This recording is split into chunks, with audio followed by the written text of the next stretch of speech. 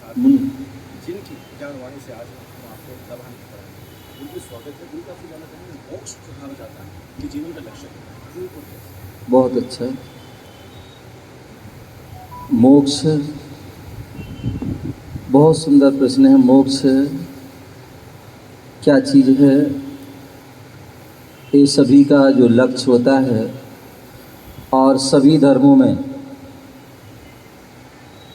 धर्मों में इसको पाने की सबकी इच्छा होती है। ध्यान रखिए, सबसे पहले तो मोक्ष जो शब्द है दो शब्द से बना है, मोह और छा। ठीक है ना? मोक्ष, मोह और छा दो है ना शब्द। मोह का अर्थ है मोह और छा का अर्थ है क्षय होना। आज संसारी प्राणी संसार में भटक रहा है, उसका मेन कारण है मोह।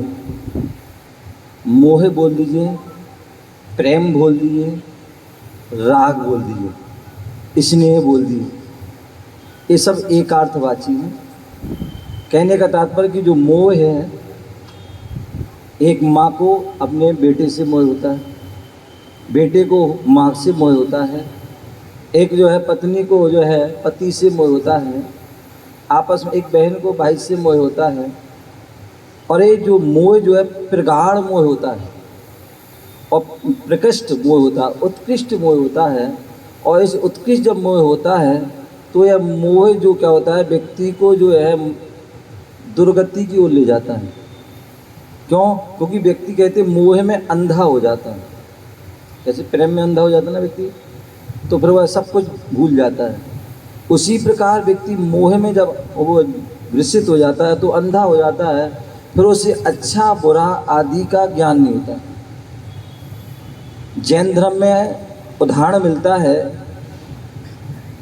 राम जो मर्यादा पुरुषोत्तम राम हुए, वो बलभद्र हुए और उनके भाई लक्ष्मण जो हुए वह जो है नारायण हुए। तो कहते हैं जब लक्ष्मण की मृत्यु हो गई तो राम बोले उनको इतना मोह था, इतना भाई से प्रेम था कि कहते हैं कि वो राम जो है उन मरे हुए उस मृत लक्ष्मण के शव को 6 महीने तक लेकर के घूमते रहे। उनके लिए वह जो है नहा रहे, धुला रहे, सब कुछ। यदि उनसे कोई कहे कि तुम्हारा भाई मर गया, बोले तुम्हारा भाई मर गया होगा, हमारा भाई तो अभी सो रहा है, हमारे भाई तो ऐसा है। तो एक मोह और 6 महीने तक चलता रहा। कृष्ण और बलदेव उनके बारे में ही उल्लेख मिलता है कि कृष्ण की जो है जब जो शरीर पूरा हुआ तो जो है बलभद्र भी, बलदेव दाऊ उनके थे, वह भी 6 माह तक वो भी जो है घूमते रहे। और उनके लिए कई लोगों ने बताया कि आप कहीं हो गया, बोले नहीं माने। तो फिर अनेक प्रकार के उनके लिए उपक्रम किए गए। देवता लोग आए और उन्होंने क्या बालू को मथना प्रारंभ कर दिया। बोले बालू को मतलब बालू को पेलना, मशीन में पेलना। बोले क्या कर रहे हो? बोले बालू को पेल। बोले क्यों? इसमें तेल निकालना है। बोले बालू में से कोई तेल निकलता है क्या? बोले जब बालू में से तेल नहीं निकलता तो कहीं मुर्दा कभी जीवित होता है क्या? पानी को मथने लगे तो बोले क्या कर रहे हो? बोले मक्खन निकाल रहे। बोले पानी में से मक्खन निकलेगा? पानी कभी मथाया जाता है? बोले जब पानी नहीं मथा जाता, पानी में से मक्खन नहीं निकलता तो मृतक क्या जीत होता। तो कहने का तात्पर्य जो है कि मोह जब प्रबल होता है तो व्यक्ति उसमें सब कुछ भूल जाता है। क्या अच्छा है, क्या बुरा है, क्या हित है, क्या अहित है, क्या कल्याणकारी है, क्या अकल्याणकारी है, ये सब भूल जाता है।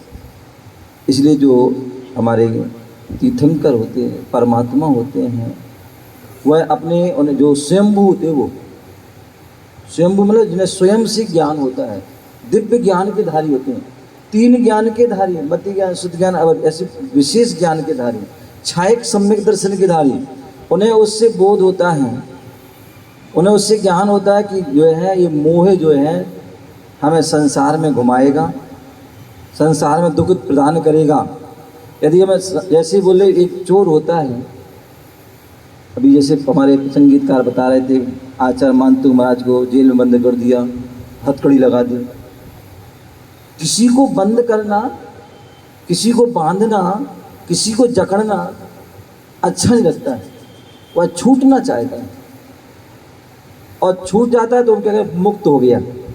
क्या हो गया भैया? मुक्त हो गया। तो उसी प्रकार जो है हम यदि हम कर्मों से जो है मुक्त होंगे, मोह से मुक्त हो जाएंगे, तो हमारे लिए मोह का क्षय करोगे तो मोक्ष की प्राप्ति होगी। और उस मोक्ष की प्राप्ति के लिए विशेष साधना करना पड़ती है। हमारे यहाँ तत्वार सूत्र एक महान ग्रंथ है और उस तत्वार सूत्र में जो है इसे मोक्ष शास्त्री भी कहते हैं। बोले व्यक्ति जो उसको पढ़ लेता है और पढ़ता ही नहीं, उसे जीवन में उतार लेता है, तो नियम से उसे जो है व्यक्ति को जो है क्या होता है उस साधना में करके वह मोक्ष को प्राप्त कर लेना। तो उस मोक्ष शास्त्र में जो है सारी मोक्ष की बात कही। तो वहाँ पर सबसे पहले उन्होंने सूत्र दिया, बोले मोक्ष मार्ग क्या है। क्यों? क्योंकि यदि आपको कहीं जाना है तो आपको रास्ता पता होना चाहिए, तभी आप वहाँ पहुँच पाएंगे। मान लीजिए आपके लिए जो है अयोध्या जाना है, अयोध्या जाना है तो आपको पता होना चाहिए अयोध्या कहाँ है। आप उस रास्ते पे चलेंगे, उस रास्ते पे चलेंगे। मान लीजिए यहाँ से आगरा जाएंगे, आगरा से कानपुर जाएंगे, कानपुर से लखनऊ जाओगे, लखनऊ से जो है क्या जाओगे, आगे अयोध्या जाओगे। तो ये पता होना चाहिए, उस रास्ते पे चलोगे तभी आप अयोध्या पहुँच पाओ, अन्यथा अयोध्या नहीं पहुँच पाएंगे या शिखर जी नहीं पहुँच पाएंगे। तो इसलिए वहाँ पर उन्होंने सबसे पहले पूछा मोक्ष, बोले जो है मोक्ष मार्ग क्या है। बोले मोक्ष का मार्ग क्या है, तो वहाँ बताया सम्यक दर्शन ज्ञान चारित्राणि मोक्ष मार्ग। बोले सम्यक दर्शन, सम्यक ज्ञान, सम्यक चारित्र, इन तीनों की जो एकता ही वो ही मोक्ष मार्ग है। और उस मोक्ष मार्ग पर चलकर ही हम मोक्ष को प्राप्त कर सकते हैं। सम्यक दर्शन क्या है? बोले देव सास गुरु पर श्रद्धा न करना, देव सात गुरु के प्रति समर्पित रहना। जैसे एक बालक होता है अपने माता पिता के प्रति समर्पित होता है, माता पिता के प्रति जो है नम्र भाव होते हैं, तो वह माता पिता से उसे सब कुछ प्राप्त हो जाता है। यदि वह माता पिता से उग्र हो जाए, विपरीत हो जाए, तो उसे कुछ भी मिलने वाला नहीं है। सुख तो मिलेगा नहीं, कष्ट ही मिलेंगे, दर दर की ठोकर खाएगा। तो इसलिए वहाँ बोला सम्यक दर्शन क्या है, बोले देव सास गुरु पर श्रद्धा न करना। सावधान, क्या? देव सास गुरु पर श्रद्धा न करना, ये सम्यक दर्शन। देव सास गुरु के प्रति समर्पित होना, देव सास गुरु के प्रति विश्वास होना, देव सास गुरु के प्रति हमारी श्रद्धा होना चाहिए, आस्था होना चाहिए, विश्वास होना चाहिए। जैसे आपने सुना होगा रामायण का वो दृश्य याद है, जब राम की सेना को लंका की ओर जाना था, तो उस समय बड़ी एक समस्या थी कि समुद्र को पार कैसे किया जाए। भाई कुछ लोग थे ऐसे कि जो पार कर सकते, लेकिन सभी नहीं कर सकते, क्या किया जाए। तो सुग्रीव आदि ने जो है उन्होंने विचार किया, और विचार करने के बाद उन्होंने पुल बनाने के प्रयास किया। अब नदी में पुल कैसे बने? आज ठीक है, आज बहुत सारी अच्छी अच्छी व्यवस्थाएं, बहुत सारी तकनीकी हैं कि वो बन जाता है, लेकिन उस समय क्या है, लेकिन भक्त के बस में भगवान होते हैं, भक्ति की भक्ति में वो शक्ति होती है, वो कुछ भी कर सकता है। और यही हुआ कि उन्होंने क्या किया, पुल बनाने के लिए उन्होंने जो पत्थर उठाए और पत्थर पर जो है राम का नाम लिखा, और जैसे ही पत्थर उसमें डाले तो क्या हो गया, वो पत्थर चमत्कार हो गया, तैरने लगे। क्या हो गए? तैरने लगे, और धीरे धीरे वो पुल बनना प्रारंभ हो गया।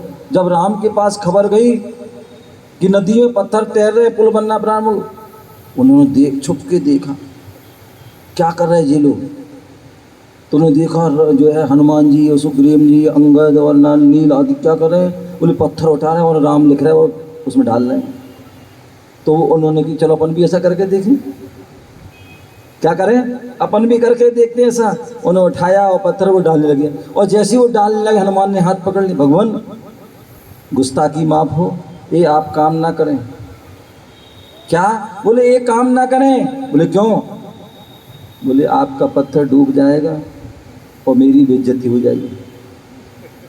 क्योंकि अभी तक जो है सम्मान बढ़ रहा था कि आपके प्रभु, आपके जो है भगवान हैं, सर्व प्रभु राम प्रभु का नाम ऐसे कर रहे हैं और ऐसा हो रहा है, और यदि आप डाल देंगे। बोले मतलब समझा नहीं। बोले प्रभु जब तक आपकी शरण में है, आपकी शरण में है तो व्यक्ति तरता रहेगा।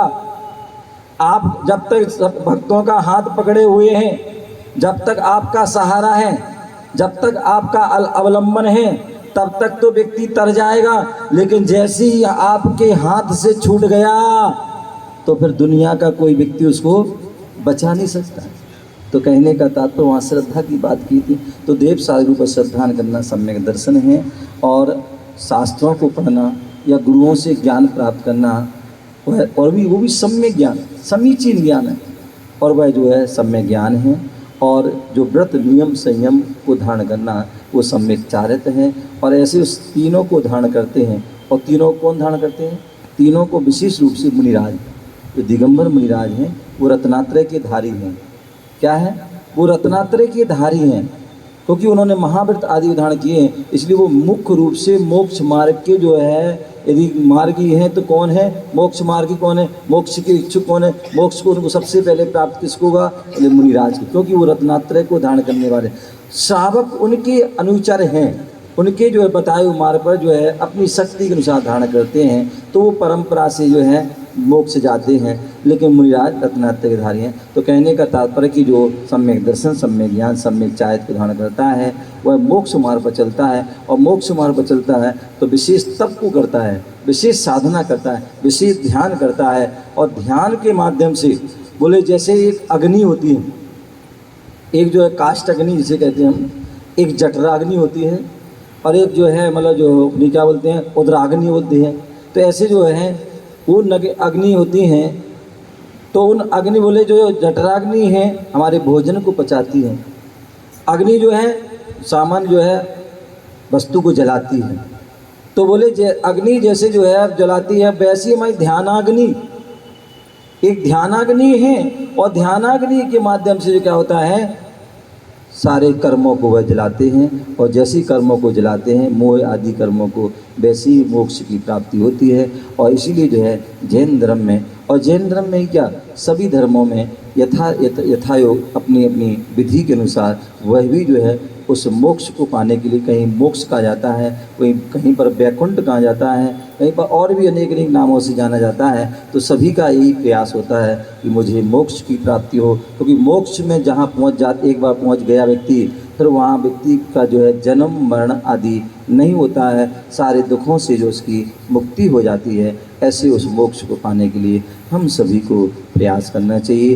यही हमारे इस मनुष्य जीवन की सार्थकता है, क्योंकि इस मोक्ष प्राप्त करना है तो इसी मनुष्य भाव से ही प्राप्त होगा, और इसी दिगंबरत अवस्था से होगा, अन्यथा जो है मोक्ष की प्राप्ति होने वाली नहीं है। तो सभी लोग, आप सभी को मनुष्य जीवन मिला है, तो आप सभी इस मोक्ष मार्ग पर बढ़कर मोह को क्षय करके उस मोक्ष की प्राप्ति करें। बंधन, कर्म के बंधन से, संसार के बंधन से मुक्त होकर के हम सिद्ध शिला मोक्ष जो है उसको प्राप्ति करके अपने जीवन को सार्थक करें, सफल बनाएं। ओम नमः शिवाय।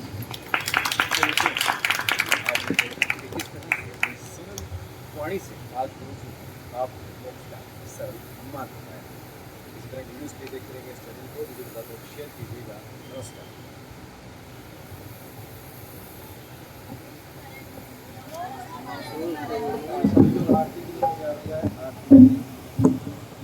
सभी लोग आरती के लिए तैयार हो जाएं। और ध्यान रखिए, अभी बहुत से लोग बोल रहे थे कि महाराज जी कल विधान हो पूरा हो जाएगा, फिर तो आप बड़े मंदिर चले जाएंगे। मैंने कि क्यों, मुझे यहाँ बुरा लग रहा है? मुझे बुरा नहीं लग रहा, अच्छा लग रहा है। तो इसलिए जो है अभी मैं यहीं रुकूंगा। मैंने कहा था, मुझे तो बाद में पता पड़ा ये इतना अच्छा स्थान है। मैं तो सोचा वैसे ही होगा जैसे मैं 14 साल पहले आया था, तो इसलिए मैं तो डर रहा था कि पता नहीं मच्छर बहुत हो, क्या होगा कैसे।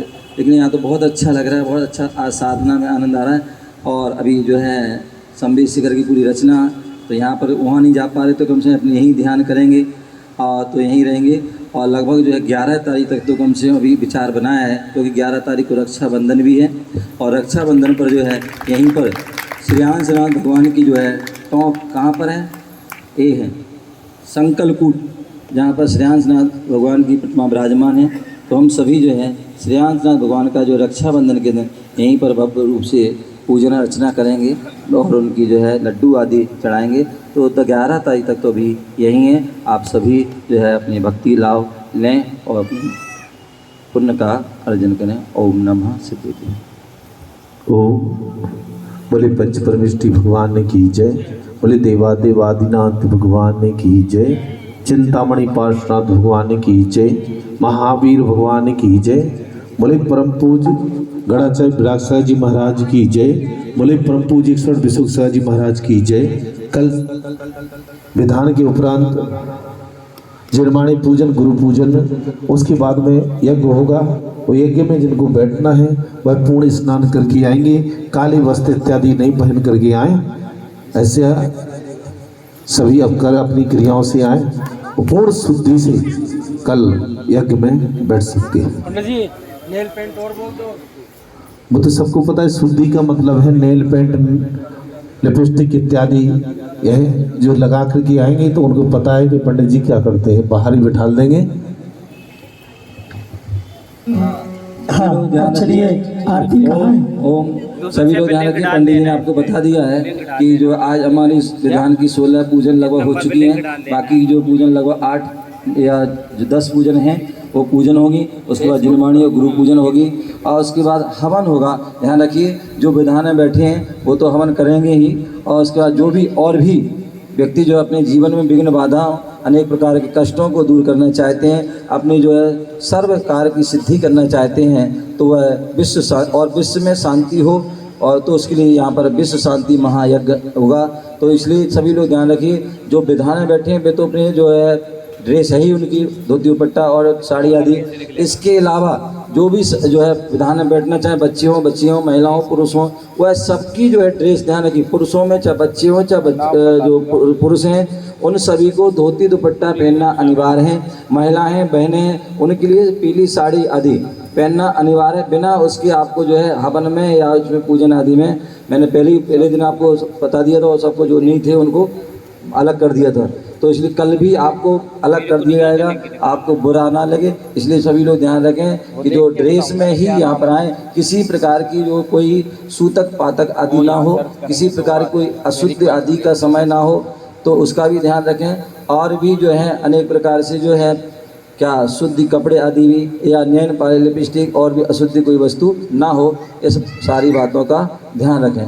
ठीक है ना, वही जो है हवन में बैठ पाएंगे, इस बात का ध्यान रखें। चलिए आरती शुरू करें साहब। जय हो। हाँ जी आरती लाइए ना, कहाँ है आरती? यह विधि मंगल आरती की जय, यह विधि मंगल आरती की जय। पंच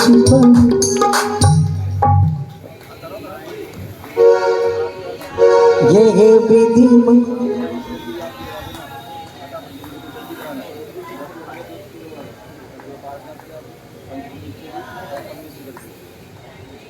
चलिए यह विधि मंगल आरती की जय, पंच परम पति भज सुख लीजय। पहली आरती श्री जिन राजा, भवे नदी पारी उतार जी आजा। दूसरी आरती से धन करी, सुमिरन करत मिटत भव फेरी। तीसरी आरती जन्म मरण दुख दूर करेगा। चौथी आरती श्री उम छाया, हर्ष देखत पाप पराया। छठी आरती बाहुबल स्वामी।